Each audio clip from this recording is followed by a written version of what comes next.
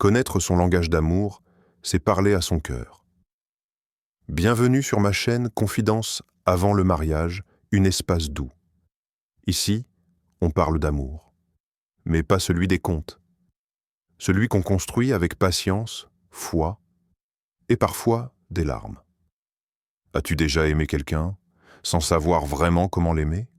Aujourd'hui, on ne va pas juste parler d'amour.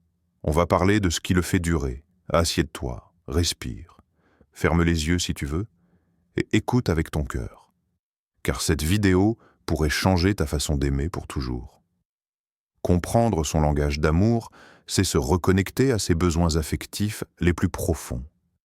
Chaque personne a une manière unique de ressentir l'amour. Certains ont besoin de mots doux, d'autres de gestes tendres, d'attention ou de temps partagé. Ignorer ce langage, c'est parler à côté de son cœur. En couple, cela peut créer des malentendus, de la frustration ou de la distance. Mais lorsqu'on découvre ce langage, on touche directement à l'intime, à l'essence même de ce qui nous fait nous sentir aimés, compris et en sécurité. C'est une clé puissante pour mieux aimer et se laisser aimer en vérité. 1. Le cœur a une langue que les mots ne savent pas toujours traduire. Il existe des silences qui parlent fort, des regards qui murmurent des choses que la bouche ignore. Dans chaque battement de cœur, il y a une attente, un espoir. Être compris sans avoir à s'expliquer. Aimer, ce n'est pas seulement dire « je t'aime », c'est parler dans une langue que l'autre reconnaît sans effort, sans traduction. Mais quelle est cette langue? Ce murmure qui traverse les gestes, les attentions, les absences même? Elle est différente pour chacun, unique, sacrée. Gary Chapman, dans son livre « Les 5 langages de l'amour », écrit « Le but de l'amour n'est pas de se faire plaisir à soi-même, mais de plaire à celui qu'on aime. » Et pour cela, encore faut-il apprendre à parler sa langue. Il y a quelques années, une femme m'a raconté ceci. Mon mari me répétait tout le temps qu'il m'aimait. Il me disait que j'étais belle, qu'il tenait à moi. Mais je ne me sentais pas aimée. Je ne comprenais pas pourquoi. Puis j'ai découvert que mon langage à moi, ce n'était pas les mots, c'était les actes, les petites choses du quotidien. Quand il a commencé à ranger la maison avec moi, à me préparer un thé sans que je le demande, j'ai commencé à ressentir son amour comme une évidence. Cette femme n'était pas difficile. Elle avait juste besoin qu'on lui parle dans une langue qu'elle pouvait ressentir. C'est ça, la vérité cachée de l'amour. Ce n'est pas ce que tu dis, c'est ce que l'autre entend. Tu dis « je t'aime ». Mais est-ce que ton « je t'aime » le touche? Tu donnes ton énergie, ton temps, tes efforts. Mais est-ce que ça arrive au bon endroit? Est-ce que tu donnes à partir de ton langage ou est-ce que tu te connectes au sien? Car l'amour, s'il ne fait pas écho dans l'âme de l'autre, devient un cri dans le vide. Tu peux offrir le monde. Si l'autre ne parle pas ta langue, il ne verra qu'un geste vide.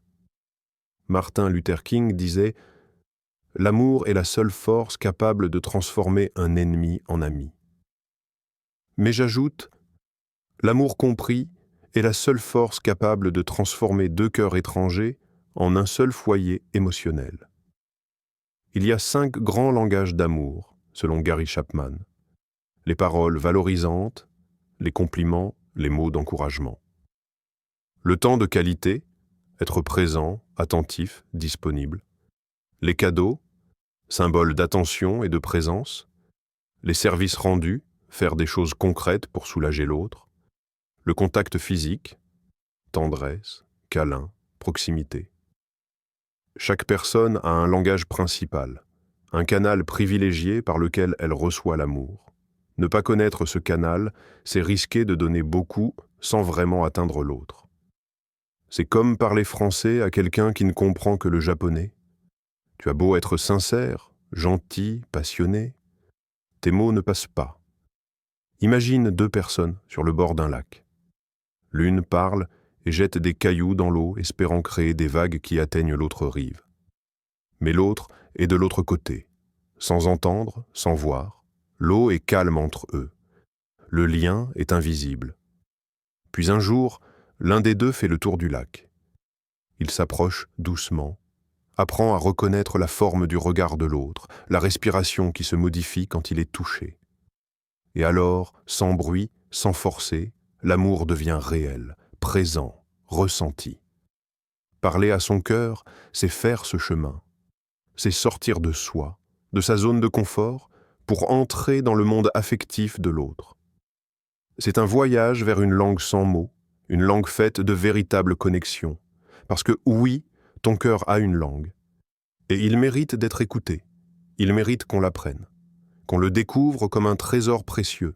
Et toi, tu mérites qu'on te parle avec ce vocabulaire-là. Tu mérites qu'on te comprenne sans que tu aies à te justifier.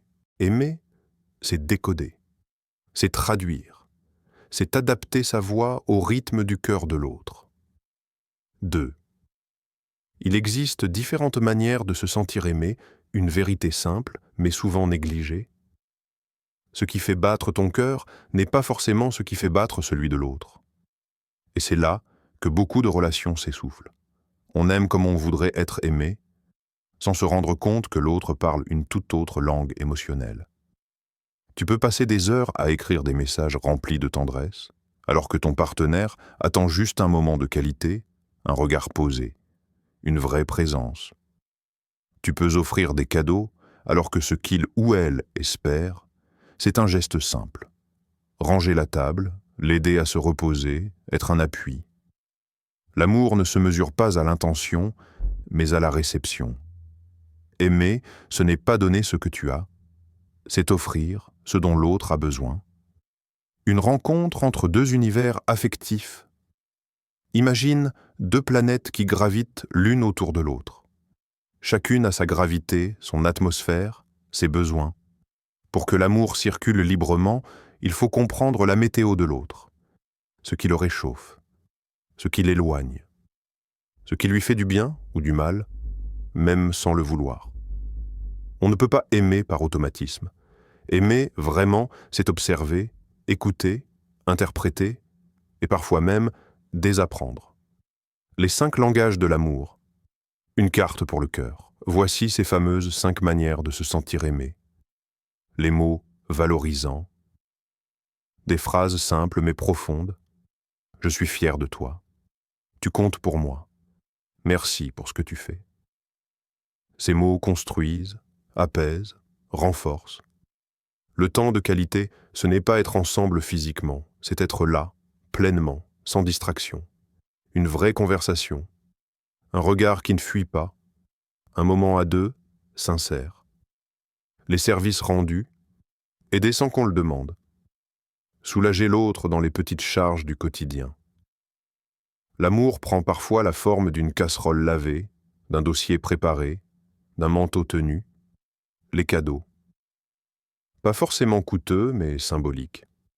Le geste dit « J'ai pensé à toi.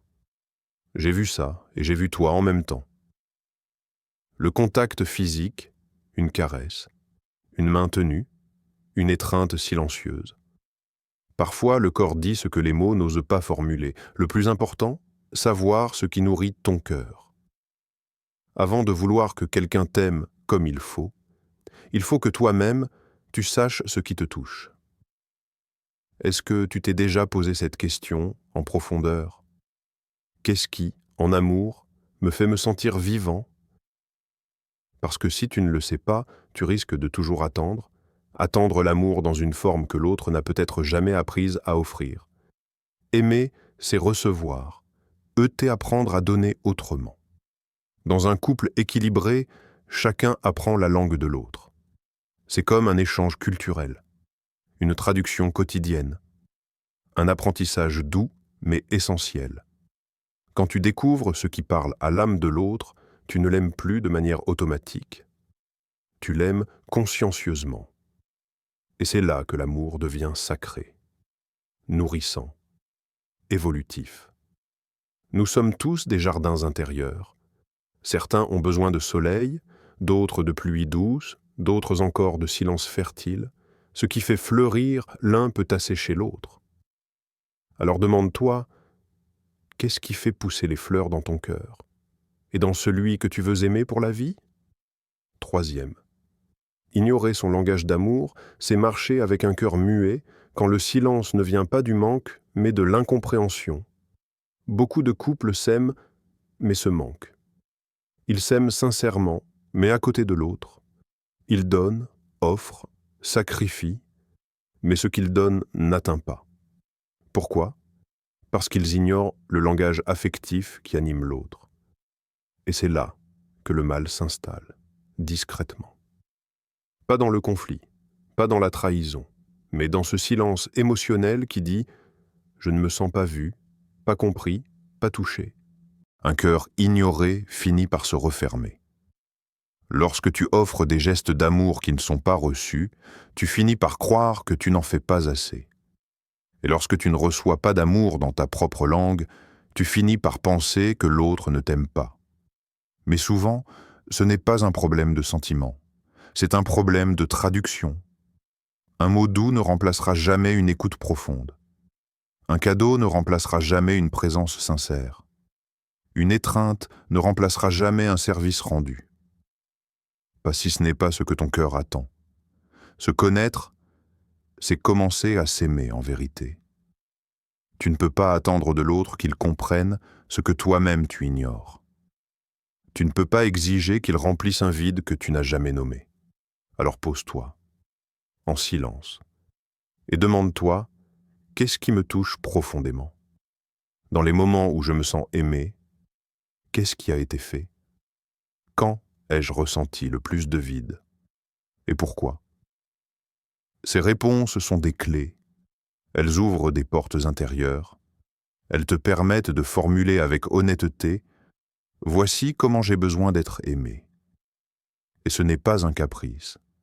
C'est un acte de lucidité émotionnelle. L'amour n'est pas de vie, il a besoin d'orientation. Beaucoup pensent que si l'autre nous aime, il saura naturellement ce dont on a besoin. Mais ce n'est pas vrai. Aimer ne rend pas voyant. Aimer rend disponible. Mais pour être disponible, encore faut-il qu'on lui montre où aller. Imagine un aveugle qui veut te rejoindre dans une pièce obscure. Il veut venir à toi, mais il a besoin que tu fasses du bruit, que tu lui parles, que tu le guides. C'est exactement ça le langage de l'amour. Une guidance douce, honnête, pour apprendre à aimer mieux. Ignorer son langage d'amour, c'est comme éteindre la voix de son cœur. C'est marcher dans la relation en espérant être compris sans jamais s'exprimer. C'est tendre les mains vers quelqu'un sans lui dire ce que l'on attend vraiment. Et toi, aujourd'hui, es-tu prêt à allumer cette lumière en toi? À reconnaître ce qui nourrit ton âme, ce qui te répare, ce qui te parle vraiment?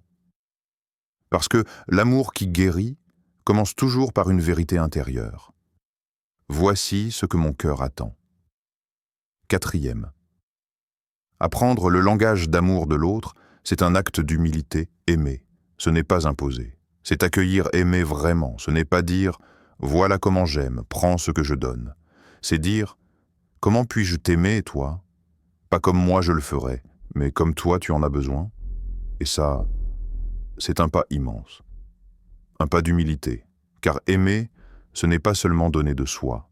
C'est se décentrer de soi pour aller à la rencontre de l'autre. L'amour devient un pont, pas un monologue. Il y a des couples où chacun parle dans sa langue affective, à voix haute, sans se comprendre, comme deux monologues qui ne se rejoignent jamais. Et il y a ces couples rares, ceux qui construisent un pont. Pas avec des briques, mais avec des attentions choisies, des gestes adaptés, des efforts sincères. Et ce pont, il ne se construit pas avec l'ego. Il se construit avec cette phrase simple mais puissante. « Apprends-moi à t'aimer comme il faut ». Apprendre l'autre, c'est une preuve d'amour en soi. Ce n'est pas naturel, parfois. Peut-être que toi, tu n'as jamais eu besoin de mots doux, et pourtant l'autre en a besoin pour respirer. Peut-être que toi, tu n'attaches pas d'importance au cadeau, mais pour lui ou elle, c'est un symbole fort de présence. Alors tu t'ajustes, tu apprends, tu essaies. Pas parce que c'est facile, mais parce que tu sais que l'amour ne se mesure pas à ta spontanéité, mais à ton engagement. L'amour mûrit quand on sort de soi pour rejoindre l'autre. Quand on débute une relation, on aime avec passion. Mais avec le temps, l'amour véritable, lui, devient plus profond, plus attentif, plus précis. Ce n'est plus seulement « je t'aime », mais « je t'aime assez pour apprendre ta manière de te sentir aimé ». Ce changement, ce raffinement, c'est le passage de l'amour instinctif à l'amour conscient. Et c'est là que l'amour devient solide, doux, durable. Conclusion méditative. Apprendre le langage d'amour de l'autre, ce n'est pas s'oublier. C'est agrandir son cœur.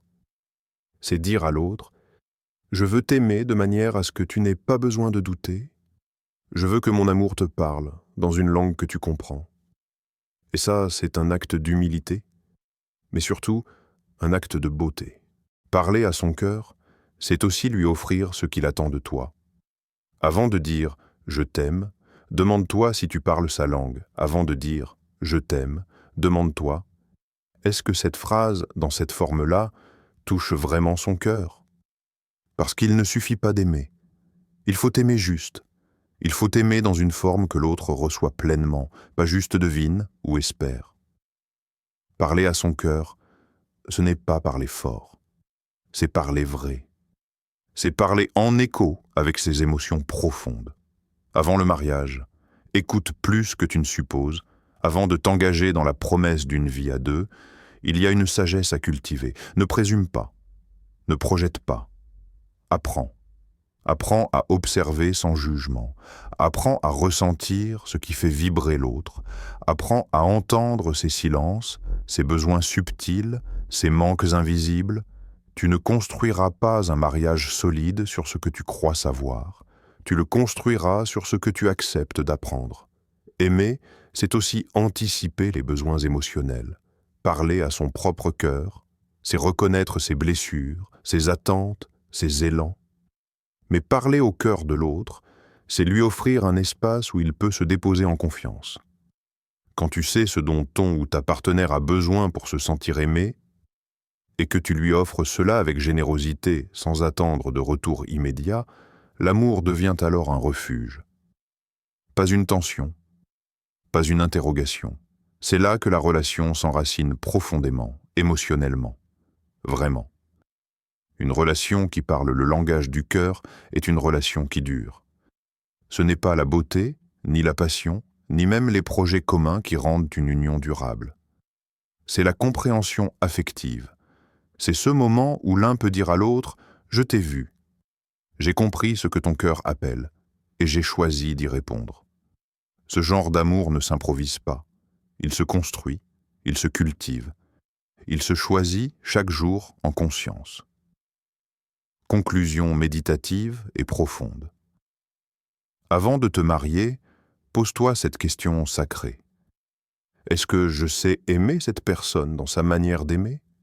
Parce que ce n'est pas « je t'aime » qui fait durer l'histoire. C'est « je te comprends, je t'écoute, je te rejoins ».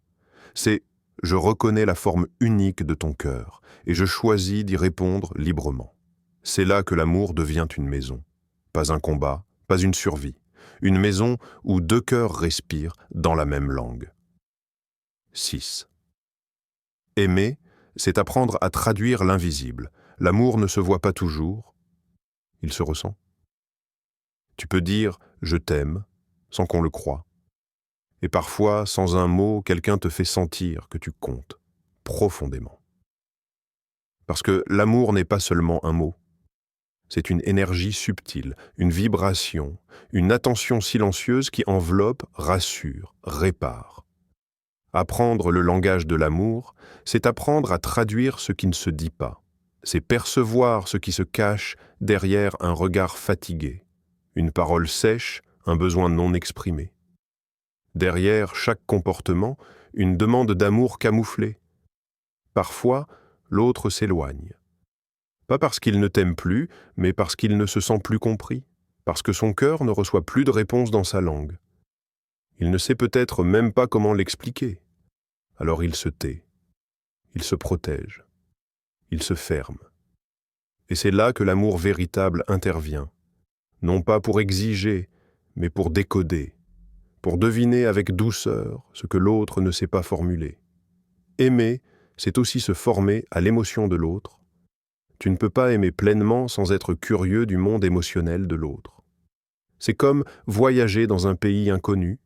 Tu dois apprendre les règles, les symboles, les gestes qui ont du sens là-bas. De la même façon, dans la relation, ce qui compte, ce n'est pas ce que toi tu trouves beau, c'est ce que lui ou elle trouve rassurant. Parfois, ce n'est pas un cadeau qui touche, c'est juste un silence respecté ou une présence fidèle. Aimer, c'est un art de présence plus qu'une démonstration. Tu peux impressionner quelqu'un sans jamais le toucher vraiment, mais tu peux aussi, par un geste simple, déposer un baume sur son cœur. L'amour ne fait pas de bruit, il observe, il apprend, il affine. Il traduit l'invisible pour mieux nourrir ce qui ne se voit pas, l'âme de l'autre. Apprends à voir au-delà des gestes, à écouter au-delà des mots, à aimer au-delà de tes habitudes. Parce qu'un cœur n'a pas besoin d'un grand discours. Il a besoin de reconnaissance intime, de gestes justes, de langues affectives parlées avec l'intention du cœur. Et toi, aujourd'hui, es-tu prêt à aimer au-delà de ce que tu sais? Es-tu prêt à apprendre un amour qui se lit dans le silence, dans les détails, dans le non-dit? C'est là que l'amour devient sacré. 7. L'amour véritable commence quand on choisit de comprendre aimer. Ce n'est pas ressentir, c'est choisir. L'amour n'est pas seulement un frisson, une attirance ou une envie d'être ensemble. C'est un acte de conscience. C'est ce moment où tu regardes l'autre et tu te dis « Je veux comprendre ton monde. Je veux marcher avec toi, pas juste vers toi. » Comprendre le langage de l'amour de l'autre, ce n'est pas une option romantique. C'est une nécessité affective. Celui qui ne cherche pas à comprendre finit par s'éloigner. Combien de couples se sont perdus, non pas faute d'amour, mais faute de traduction? Ils s'aimaient, mais ne savaient pas comment se le dire. Ils se cherchaient, mais ne parlaient pas la même langue affective. Ils étaient ensemble, mais invisibles l'un pour l'autre. Et l'amour, quand il n'est pas vu, pas entendu, pas ressenti, finit par s'effacer. Connaître, c'est s'instruire de l'autre aimé, ce n'est pas deviner, c'est apprendre, c'est poser des questions, c'est oser dire « dis-moi comment je peux t'aimer mieux ». C'est lire en l'autre comme on lit un livre sacré, avec respect, avec lenteur, avec attention, parce qu'un cœur humain n'est jamais simple. Il est unique, sensible, sacré. Et si tu veux l'aimer, vraiment, tu dois l'honorer. Une relation saine repose sur deux cœurs qui savent s'écouter. Quand chacun connaît son langage d'amour et apprend celui de l'autre, alors l'amour devient un abri, un refuge, un lieu d'ancrage. Il ne dépend plus des circonstances. Il n'est plus fragile face au vent de la vie. Il est enraciné dans la compréhension mutuelle. C'est ça, le début d'un amour qui dure. C'est ça, la préparation intérieure avant le mariage. Connaître ton langage d'amour, c'est apprendre à écouter ton cœur. Connaître celui de l'autre, c'est apprendre à l'aimer avec humilité. Et ensemble, dans cette réciprocité, l'amour devient une danse douce où chacun avance vers l'autre sans s'imposer, où chacun se révèle à travers l'attention qu'il donne. Et toi, avant d'aimer pour toujours, es-tu prêt à apprendre à aimer juste? Parce que l'amour n'est pas seulement un feu qui brûle, c'est une langue qui se parle, une conscience qui s'ouvre, un choix sacré, fait les yeux dans les yeux et le cœur grand ouvert. Merci d'avoir partagé ce moment avec moi. Si cette confidence a touché quelque chose en toi, alors n'oublie pas, tu n'es pas seul sur ce chemin. Prends soin de ton cœur. Il est plus sacré que tu ne le crois. Et rappelle-toi, aimer, c'est aussi apprendre à se réparer. Si tu as écouté jusqu'ici, alors peut-être ton âme avait besoin d'entendre cela. Que ton futur soit rempli de lumière, d'authenticité et d'un amour qui comprend. Partage cette vidéo avec quelqu'un que tu veux aimer mieux. Et abonne-toi, car ici, on continue à déposer nos vérités avant le mariage. À très bientôt pour une nouvelle confidence. En attendant, que ton cœur reste sincère et que ton amour devienne plus vrai que jamais.